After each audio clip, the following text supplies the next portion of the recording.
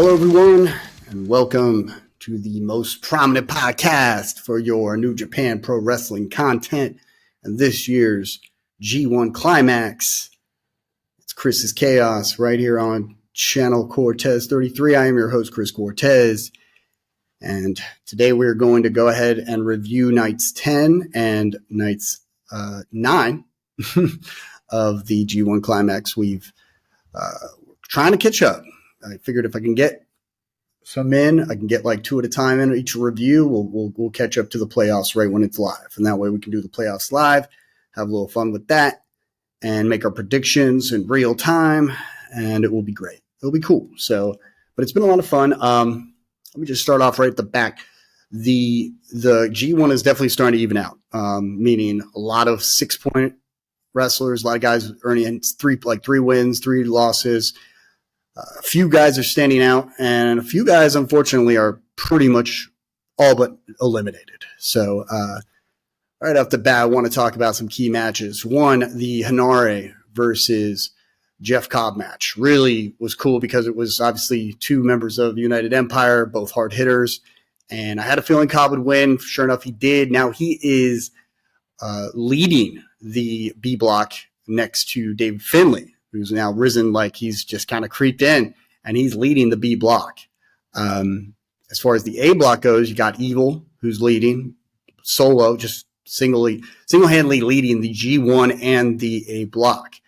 But right behind him, you got Zack Sabre, who just took another L, but he still is right behind Evil. So these 4 guys are currently leading. If this was to end tomorrow, these would be 4 the main guys. A lot of others are the 6-pointers. And unfortunately, guys like Bolton Oleg and ELP are at 4 points. And we'll talk a little bit more about that. But some of the key matches, okay, definitely Evil versus Great O'Khan, coming back, Great O'Khan, he defeats Evil. Fun little match. We'll go over that. And also the Tetsuya Naito versus Gabe Kidd.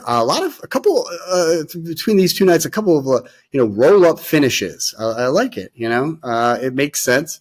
And we'll go over that match. Jake Lee now, gets a win, finally gets the second win. I don't think he's another 4-point guy. I don't think it's going to happen, but he's essentially a hired gun of David Finlay to take out some of these guys. And he did it to Newman, and Newman's now kind of also on the the end of the 4-point. And so guys like him and Jake Lee, they're kind of out, unfortunately. But Lee still kind of has a mission. Technically, so does Newman, as he is trying to eliminate guys like Jake Cobb and Henare. So these 2 different guys are going to be pushing. ELP, it's kind of like more like along the lines of bragging rights. He's just trying to kind of showcase himself and get back to what, from this kind of depression that he's been in, ELP, unfortunately. And then, of course, Oleg, also just wants to kind of end with a winning kind of run. If he can still somehow make it, 5-4, 5 wins, 4 losses, that would be great. So it's not like completely over in terms of consolation matches, but it is coming down to the wire now. We're getting, maybe they only have about 3 more matches. Each wrestler has 3 more matches, and it's just kind of looking closer and closer to seeing who's going to go to the playoffs. So let's talk about night 9, August 3rd. And one thing I noticed about these 2 nights, during 7th and 8th, Kidd, he had commentated for night 8. This time, David Finlay, he's commentating for night 9. He does a pretty good job, I might add. Yeah, he remains somewhat biased, but at the same time, he had his little objective points to make. You could tell he's kind of like being a little bit more of his genuine self, which I don't think he's. I wouldn't be surprised if he's one of the more likable guys backstage. I wouldn't be surprised, just kind of his demeanor and tone. But honestly, I don't know. Kidd is just growing on me in terms of his commentating. It's just getting hilarious. Very vulgar, but still somewhat fun and amusing. But yeah, Finley, he gets on commentary for night 9, and we see Callum Newman versus Jake Lee. So, I'm concerned about Finley or Kidd getting involved in any of these matches, but really they didn't. They're not like House of Torture. They did not get involved in distracting the other opponents, really. So it was all good. But let's talk about this match, Callum Newman versus Jake Lee. Like I said, 4 points for Newman, 2 points for Lee. Lee needs a win badly. We get some nice boots from Newman after some chain wrestling, and Jake hits Newman with the chop off the apron. He uses the barricade a little bit. Back to the ring, Lee uses the cravat, nice leg drop to a chin lock. Matches, of course, between Newman's speed, he is the Prince of Pace, versus Lee's more veteran prowess, okay? And at many points, Newman does deliver attacks in the corner, some kicks, running off the ropes, nice moonsault, pin attempt. Lee able to toss Newman out of the ring. And the Starkins match kind of reminds me of like when heels. I remember when heels would do, if they ever sent a face out of the ring, you'd be concerned for the face because he was going to do all kinds of things with barricades and just maybe the staircase and even perhaps use a chair. Just kind of made me think about it because Jake Lee just kind of reminds me of old school heels in general.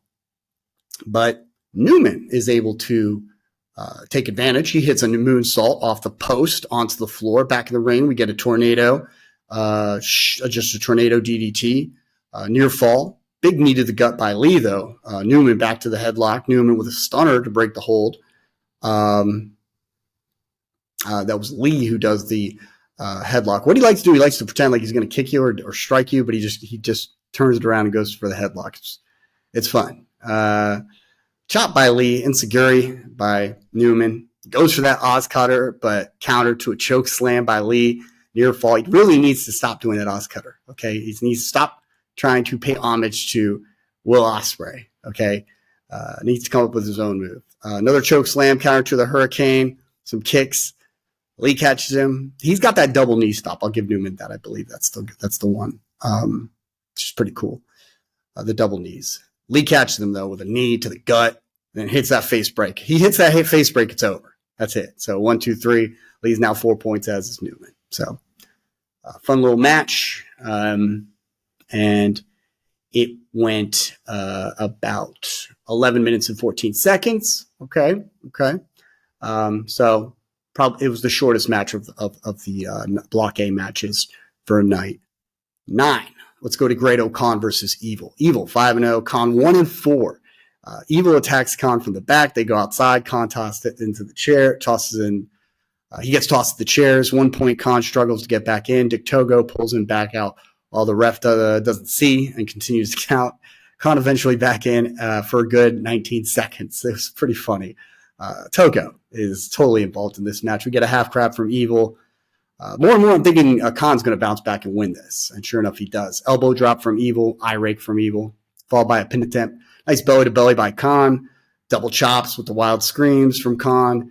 Takes a seat on Evil on the corner post, whip to the corner, and Evil hits Khan with a lariat and a stomp after Khan was caught up in the ropes. Fisherman suplex by Evil, pin attempt. Takedown counter from Khan. Sharpshooter applied by Evil into a rope break. Darkness Falls delivered by Evil, near fall finisher. Countered to Khan's claw takedown. He sweeps the legs while slamming the head. It looks pretty cool. Dick Togo on the apron, taken out. Khan counters Evil into a Cojita clutch of sorts. He transitions to the armbar. The ref is taken out of the ring. Of course, Dick Togo comes in to break the hold. Get a chair. A shot by Evil, magic killer with the help of Dick Togo. Very near fall, but Khan, he breaks out of the pin attempt. We get a nice plancha on Togo. Runs into the exposed turnbuckle, then a whip to the same turnbuckle. Lariat, near fall. Thinking it might be over, but no, Khan counters. Everything is Evil. Hits an eliminator for the win. He breaks Evil's streak, so that's something he can hold his head up high for. He's now 4 points, though. More than likely will not make the playoffs, but still a good match for Khan. And Evil, of course, still at 10 points. This match went 16 minutes and 25 seconds. So this was the longest match. This was kind of like the highlight of the night, in my opinion, alongside Shingo versus Zack Sabre Jr. Just a cool match we'll talk about that as well. All these matches were pretty good for night 9 for the A block. Yes, I was enjoying it. Naito versus Gabe Kidd. And this one, I wasn't like my favorite match of the night. The second longest match, 13 minutes and 41 seconds. I just wasn't sure how these two would work, but they did everything they needed to do. Okay. Looking at these two guys in the ring, it was like, it's not exactly my dream pairing, but they did everything they needed to do, made sense. The more aggressive, powerful, really the more powerful Gabe Kidd had Naito on the ropes. So what did Naito have to do? He had to kind of use his catch-as-catch-can veteran style to kind of outwit Kidd, and that's exactly what he did. Kidd on the attack with some strikes. He takes him outside, back in. Naito rallies. He gets an atomic drop, neck breaker, 1 count. Outside, Naito sends Kidd to the chairs. Boston Crab from Kidd. Back inside, Naito drops Kidd with a counter Destino. Not as effective, but gives him some breathing room. Naito sweeps the leg and drop kicks Kidd. He hits Esperanzo beautifully. Saito suplex by Kidd, near fall. Huracan by Naito after he spits and strikes. Again, trying to rile up Gabe Kidd. We got a beautiful roll-up after what looks like it could have been a counter Destino. Naito gets, the 1, 2, 3. Both are now 6 points, 3 and 3. Fun little match. Very curious to see where Naito's going and Gabe Kidd. Both are looking strong. Okay, they're not leading their block, but they're both still in it. Sonata versus Shota Umino. This was a fun match. I called it that Sonata would win this one. Sure enough, he did at 15 minutes and 57 seconds. Not your shortest. In fact, it's your second longest match of the night, and they did everything they needed to do. Shota used all his moves up. Sonata did what he does best, and that was that. So Sonata 2 and 3, Umino 3 and 2. Now they're both tied. We get some Shota chance to start, followed by some chain wrestling. Outside, Umino tosses the barricade. In the ring, Sonata is in control. Umino hits the drop kick. Got a fisherman suplex into the bridge. Umino near fall. Drop toe to the spiked DDT. I love that move every time he does it. Drop kick from the top while Sonata climbs in the ring. Exploder. Boom. All his tools being used, Umino. So I said Sonata would win this. And I'm thinking at this point he's going to come back. And sure enough, we get a drop kick from Sonata. Sends Umino out. Get the plancha. He harkens to the fans with the pointing of the ear. In the ring, back suplex, pin attempt. Sonata then goes for the arm. Umino fights off. Sonata moonsaults into position for a dragon sleeper. Umino counters to a twist and shout. Umino hits the trident. Now he's going to his big, his high impact moves, his, high risk, high reward moves. He misses the key in ignition, but he's able to catch Sonata into an STF. We get a rope break. Tornado DDT, reverse to a magic screw by Sonata. We get the kick up. Sonata with a second win, hits the Shining Wizard. Moonsault, though, lands on the knees of Umino, who then hits a running knee, tornado DDT, key in the ignition, near fall. He goes for Blaze Blade, missed. Shining Wizard, missed. Enzuigiri, Umino. Shining Wizard, Sonata. So they're just trading blows here, trading attacks. Dead fall, counter to a Death Rider, to a back body drop by Sonata. We get the backslide from Umino, another roll up by Umino. He eventually hits his Death Rider, does Umino, but it's only a near fall. He hits Blaze Blade. It connects. Goes for Death Rider again, but it's countered to a roll-up into a bridge and the win for Sonata. So Sonata, again, outwits the younger guy, just like Naito did to Kidd. They're both now 3 and 3. So it could be anyone's bet. If I'm a gambling man, if I'm going to bet, I'm going to go with, I really feel like Naito needs to make it. I feel like Sonata needs to make it. That's it. I feel like of these guys, Sonata and Naito. But I could be totally wrong. I still feel like Sonata is going to win this whole thing. I could see Evil get to, who knows? Maybe Evil will get taken out. Maybe Sabre, which we'll talk about the next match, is going to be eliminated due to injury. We'll talk about that. So let's talk about Shingo Takagi versus Zack Sabre Jr. A great match, at 15 minutes and 6 seconds. This was the main event of the night. And Sabre, 4 and 1. Shingo, 2 and 3. Boot from Sabre, hitting the ropes. Big elbow from Takagi. Shingo takes control while chinlock, more strikes. Sabre gets his licks in, gets the twist on the neck, the drop kick. Takagi's left shoulder starting to show signs of tear. Sabre, of course, he's going to use that to his advantage. just focusing on that shoulder. Shingo back with a power offense, though. Northern Light suplex for some breathing room. And that's really what this match is about. The technical wrestling of Sabre versus the power moves, the strength of Takagi. Drop Sabre, then the senton, high angle drop. Down almost like a brain buster. It's Takagi time, he calls it. Beautiful. Never gets old for me. A big chance from the crowd, but Sabre back to the arm with the twist. On the middle rope, Takagi headbutts, delivers the superplex. He then hits a grounded bomber. Lariat, Sabre locks that octopus. Excellent the way he was able to transition to that. Sabre begins to stretch Takagi until finally we get a rope break. Then we get some joint manipulation from Sabre. Get the penalty kick, but Takagi, he responds right back with a pumping bomber. Lariat, more forearm shots exchange. Shingo catches Sabre with Made in Japan, one of the best counters I have ever seen from Takagi. The way he just was able to counter Zack Sabre Jr. Please go back and watch this match. This match was probably the second most important match with of course Great Khan and Evil.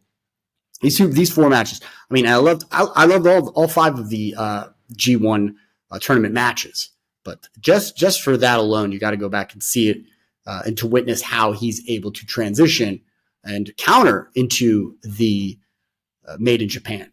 Love it. So then we do get chops from Takagi, big uppercut forearm. Zack able to get the Zack driver, only two headbutts from Takagi, more chops from Sabre. But Takagi catches him with a big shoulder headbutt tackle. I can't even tell if he hit him with the shoulder or the headbutt. It just looked vicious. Okay, big bomber, last the dragon, counter to a sleeper. Takagi breaks it, but Sabre right back to a submission. He has the head and shoulders scissors in. Cool finish. Takagi grabs red shoes to keep him from calling it. Okay. And I kind of didn't really emphasize that Zack Sabre hit that Zack driver. But I didn't think you just could tell that it wasn't going to be over from there. I really felt like toward most of this match, it's going to be Takagi's match. And sure enough, Takagi grabs hold of Red Shoes to keep him from calling it because Red Shoes is about to call it for the submission. But he's like, nope. He then lifts Sabre up over his head and just turns it into the last of the dragon for the victory. It looked cool.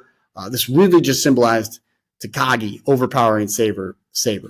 He's using his strength, his will, and his ability to take out the technical mastery of Zack Sabre Jr. Both. Well, Takagi now 3-3. Sabre's still 4-2. He's still in good. He's still in good position right now. Sabre. He can't lose it. He shouldn't lose another one. But if he does, he'd probably still be all right. As long as at this point, if you're 4-2, as long as you get 2 more wins, you're going to be all right. I think 12 points is you're in good standing. You know, that's kind of where that's the sweet spot. You don't want to lose any more than 2. And that will be where he needs to be. So, yeah, he's now 4-2. If he loses 1, that's okay though. So then he'll be 6-3. That's still 12 points. I mean, he doesn't want to be there, but now, okay, at the end of this match, he's showing signs of serious injury to the neck and the shoulder. I hope there's nothing. I hope it was just selling. Really don't want Sabre to be actually injured, but it could play into the story. I hope that would make sense. That'd be okay. And it would be the reasons why he's kind of maybe he's wrestled the last couple matches injured, and lose his last 3 matches, which would completely take him out. And that would make sense. It would build up a story for next year for Zack Sabre Jr. winning. If he still has the momentum that he has, like he does now, he's more than likely ready to win the G1 next year and take the IWGP title for New Japan. There's so many people I see on Twitter, on social media platforms, just rooting for this guy. And that's great. I don't think it's his time yet. I think it's Sonata. I could very well see Sonata and Sabre, not this year's Wrestle Kingdom, this coming Wrestle Kingdom, but 2 years from now. That would make sense. But stranger things have happened. So Evil still leads the A block in the entire G1, 8 points. Sabre in at second, 8 points. Bunch of 6-point guys. So that will hopefully be cleared up. But it's even. It's very even, except for Lee and Newman, if I'm not mistaken. Yeah, Newman, and of course, Great Khan. But So let's get into night 10. All right. And Gabe Kidd, he's back on commentary. We got Bolton Oleg versus David Finley for the first match, first singles tournament match. And this one went about 12 minutes and 44 seconds. Okay, not bad. Just a little bit longer than the Jeff Cobb Henare match. We get shoulder tackles from Oleg, some outside action as Finley slams Oleg to the barricade. I almost thought that Oleg was going to win this one. I think I even predicted it. But as soon as I saw David Finley, I was like, there's no way Finley's going to lose in front of his boy. He's the boss dog. He cannot lose in front of his fellow dog. Yeah. Back to the ring. Finley just remains in control. He applies the camel clutch, a very suitable position or submission for a heel, kind of a classic feel guy like Finley, okay? Oleg fights back, but Finley just gets the running uppercut. We get a big slam from Oleg. He's in control with the attack, running splash in the corner. We get some shoulder tackles, splash to the pin attempt, gut wrench, and a long ride for Finley. Oleg just tosses him. Body slam to Bolton bomb, lands on Finley's knees. Irish Kirsch by Finley on a pin attempt, belly to belly. Finley to Finley, just hard, nice, very nice Oleg slam. Oleg kicks up, does hit the Bolton bomb, this time connects. Shots exchange, big lariat from Finley. He hits that kamikaze roll, does Finley, near fall. German suplex by Oleg, kamikaze, counter to a roll up. Oleg does hit the kamikaze. Again, he goes for it though, which I was kind of, a little confused about that. But Finley, he turns it into a power bomb, overkill. It's over. Oleg now 2-4. Finley 4-2. He keeps this up, he's going to make the playoffs. As long as he doesn't lose maybe two more. I mean, he could very well still go at 10 points, but we'll see what happens. He's in good stance right now for the playoffs. He is definitely in the lead for the B block next to Jeff Cobb. Second match, ELP versus Yuya Uemura. This was a fun match. I love Yuya Uemura. Love ELP. They're both faces. They give each other a lot of respect in this match, which went about 14 minutes and 21 seconds. Uemura, going into this, he's 3-2, 3 straight wins, 2 straight losses. ELP 1-4. They shake hands after Yuya extends the hand. They lock up. We get a headlock from ELP, shoulder tackle, hip toss, arm drag, Yuya, chops from ELP, suplex into the ropes, big chops all around. One point, Yuya is into an arm bar. We get a rope break. We get a beautiful hurricane and suicide dive from ELP. Lifts Yuya over the barricade, then back in the ring to the top for an incredible splash. It was beautiful. Springboard senton, moonsault, textbook ELP. Gets the ankle lock for a moment. Yuya goes for a roll up, almost 3. Body slam to the arm bar as ELP fights it off. We get a rope break. ELP hits the tornado DDT, burning hammer, TKO, if you will. Thunder Kiss 86, pin attempt only 2. Pile driver by Yuya into a dragon suplex, but ELP counters with that with an insecurity. Yuya hits the German suplex, lariat from ELP. We get a drop kick from Yuya. Bear hug, yes. ELP, though, counters to a roll-up. He blocks a German. Not the dragon suplex, though. Very big near fall. Overhook by Yuya Uemura, though. It's countered to a roll-up by ELP, and he gets the 3. So, veteran beats the young buck. Now ELP is 2-4. Yuya's still 3-3. He's still in it, is Yuya.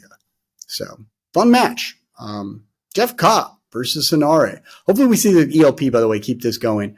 I want to see him just continue to win all his the rest of his matches. He deserves it.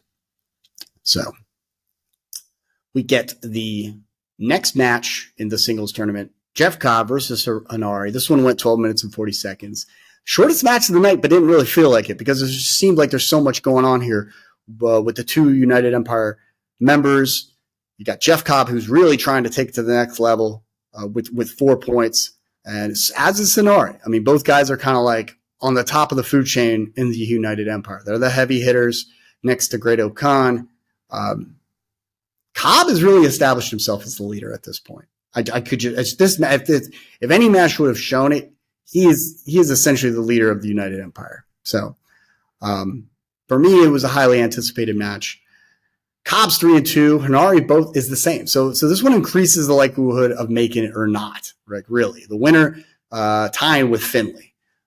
They start with a lockup. This goes to strike soon enough. We get a big gut wrench from Jeff Cobb. Stewart said that Cobb was at 4 points. He's sadly mistaken. More strikes exchange. We do get the surfboard from Cobb. Chops in the corner. 1 point from Henare on the post. He puts Henare on the post, and then he hits that drop kick. It's like a standing drop kick, lands it while Henare's on the top post. Really cool to see from a guy weighing something like 250 to 280 pounds. I mean, he's a beast, this Jeff Cobb. Really is. An amazing athlete. Whip to the ropes. Henare gets caught in the spin cycle. Henare fights the lariat, but not the drop and hammer. Sickle. Love that too. Henare catches Cobb with a running knee in the corner. Back elbow. Hits Rampage. Rugby punk. Whip. Berserker bomb. Near fall. Cobb, though, catches Henare with a German suplex. Henare back with a Rampage. Near fall. Goes for Streets of Rage, but it's blocked with a strike to the gut by Cobb, who fights off, hits that lariat. The Tour of the Islands is avoided. Kick from Henare, but runs right into Cobb's F5000, just a big F5, super F5. Henare could barely even get his head up after that. He gestures, does the United Empire hand gesture to Cobb, who reciprocates with the hand gesture, but then kind of takes him on the Tour of the Islands, and it's over. At that point, before the Tour of the Islands, Henare just pretty much acknowledged that you got me.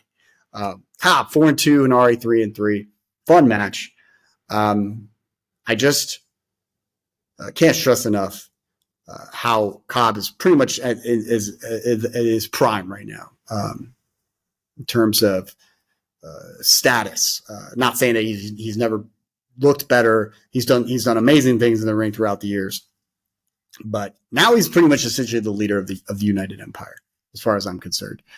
And then we get to the second to last match, Hiroki Goto versus Konosuke Takeshita. Man, this was a hell of a match. 14 minutes and 4 seconds. So not your longest match. It's the third. It's right in the middle, but it feels like it because of how much went on in this match.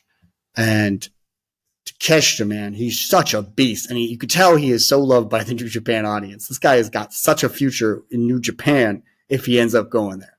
If Tony Khan lets him go, he belongs in New Japan. I'll stress that enough. I don't care how much Tony Khan wants to keep him. I don't care how much the AEW fans want to keep him. This guy is built to be the man in New Japan.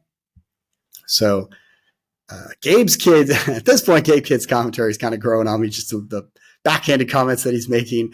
Takeshita, he's 3-2, thinking he's going to get the 4. I feel like that. I've really felt it. But Goto, he's coming back. He's getting some of his wins in, and he earned this one. That's for sure. This was a hell of a match. So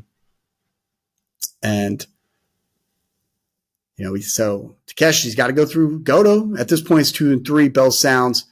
Takeshi applies a headlock, some chain wrestling, shoulder tackles by Goto, but not taking down Takeshita. Leaping lariat by Takeshita on the outside, DDT by Takeshita right on the ramp. Back to the ring, Takeshita hits the DDT on the apron. Back in the ring.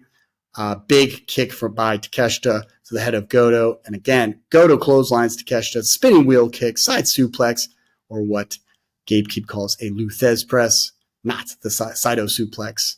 And then again, complaining to Walker Stewart. Over the top flip.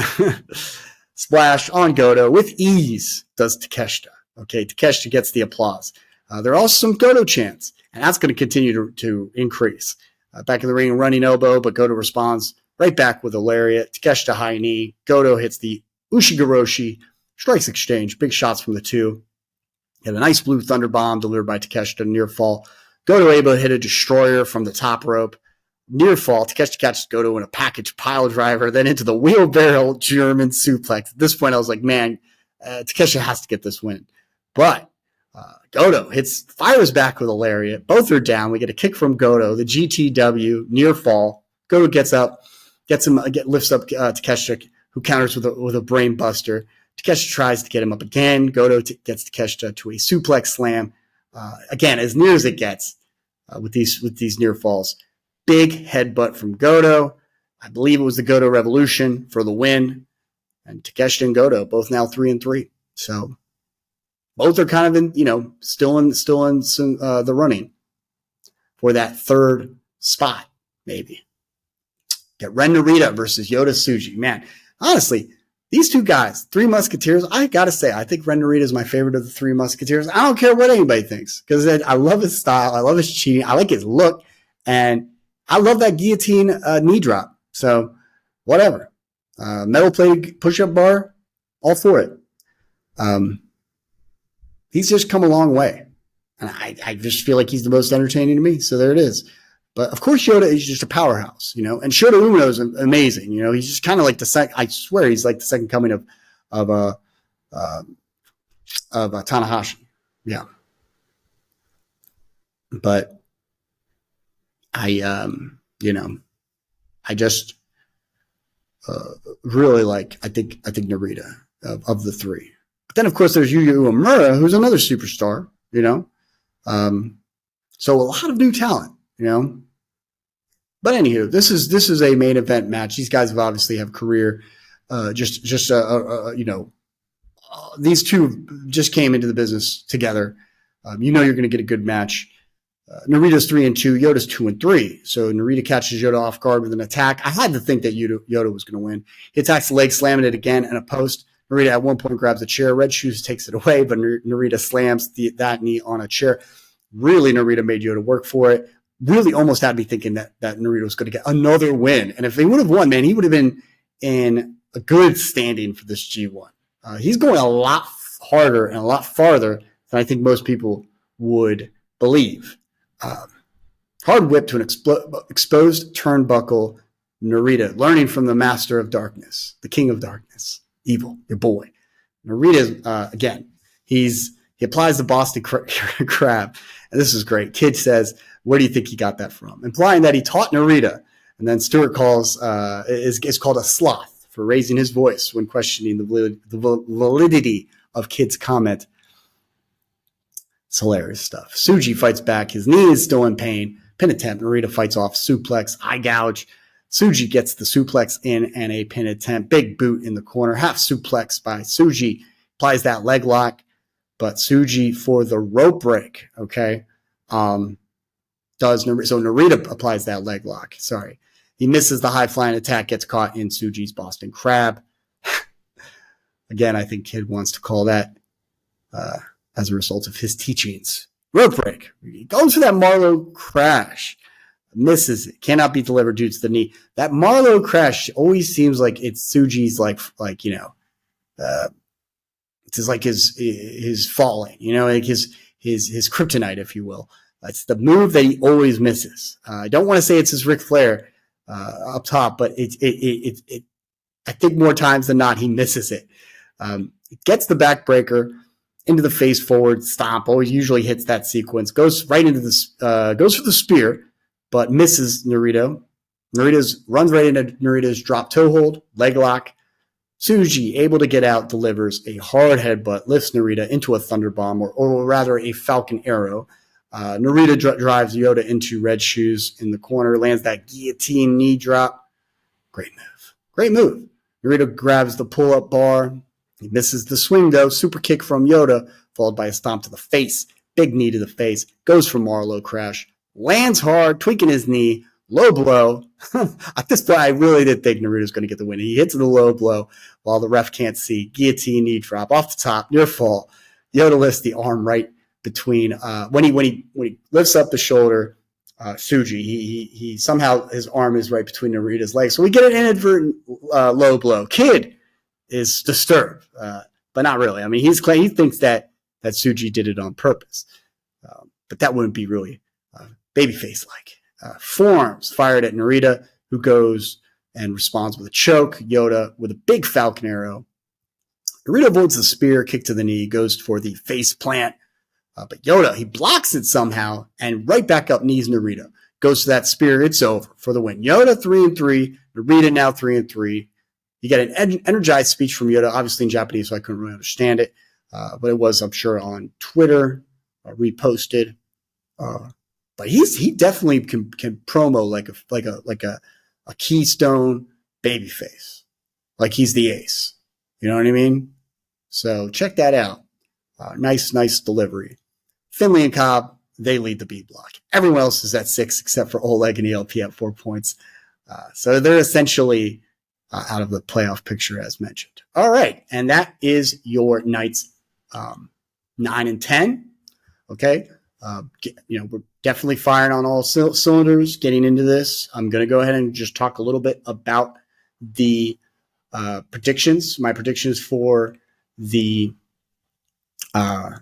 nights 11 and 12.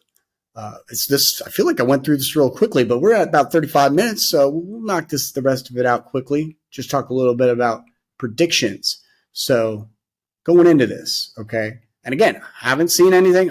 I've somehow managed to avoid spoilers. We're going to get Gabe Kidd versus Jake Lee. This is going to be crazy. I'm very much looking forward to this match. 2 Bullet Club War Dog members. Kidd has shown that he's a big fan of Jake Lee. That's his dog. But he's not the boss dog. So, or is he? Jake Lee is we'll see. I feel like I'm going to give it to Jake Lee. And this is going to start some serious tension between the War Dogs. Zack Sabre Jr. versus the King of Darkness. I'm giving it to Sabre. Sabre's going to get his win back, and Evil can keep on losing. That's what's going to happen. Umino versus Naito. Man, would that be a good match. I'm going with Naito. Umino is going to take the loss. I could be wrong, though. But this would probably be the one I'm least confident about, but I'm going to go with Naito. Takagi versus Sonata. I'm going to go with Sonata. Yeah. Sonata's going to keep going. I think he's going to win. He's going to win at least his next 2 out of 3. He's going to the playoffs, and Takagi just came off hard win. Beautiful win. But yeah, he's gonna get taken out by Sonata. And that is your prediction for night 11. Let's go to night 12. Real quick, we'll talk about these matches. All right, so we got Boltin Oleg versus Jeff Cobb. Maybe Oleg gets a win in, just to kind of even the scales. But I feel like after Cobb's win from Henare, he's just on a run, So, and I just wouldn't be surprised if he beats Boltin Oleg, and then maybe Oleg gets the last 2 wins. But wouldn't surprise me if Oleg wins. I'm going with Jeff Cobb. That's it. ELP versus Konosuke Takeshita. Man, this kind of breaks my heart because I want to see both these guys win at this point. Both are serious due. Takeshita still has a chance at win. He should have. I almost felt like he should have won against Goto. But I think he's going to get a win against El Phantasmo and bring himself up to 8 points, keep himself in the running. So, yeah, I'm going to go with Takeshita. Want to see ELP win. And if he wins, that'd be awesome. And I said that, maybe ELP wins all the rest of his matches, but this would be a tough one to see Takeshita lose again. You got Yota Tsuji versus Henare. It's going to be a hard-fought match. I want to go with Henare. Tsuji's still in the, both are 3-3. So this is a kind of a deal breaker for one of these 2 guys. I want to give it to Henare, but I think it's going to be Tsuji. I think Tsuji. They put so much stock in Tsuji, and he's coming off a big win off the main event, and I don't see him going anywhere anytime soon. He's definitely a good candidate to make it to the tournament. Is Tsuji.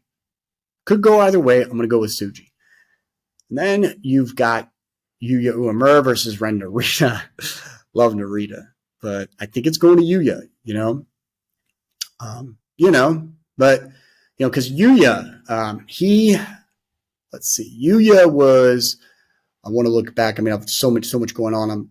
He got the loss to ELP. He's going to get this win on Narita. And Narita, I don't see him necessarily making it to the playoffs, even though he's actually looking pretty good. I could see Yuya go or get the 8 points. And then you got Goto versus Finley. It's all Finley all the way. David Finley's going to win this one. David's going to the tournament. David Finley's going to the playoffs. So that's my bet when it comes to the B block. I definitely see Cobb going. I definitely see David Finley going.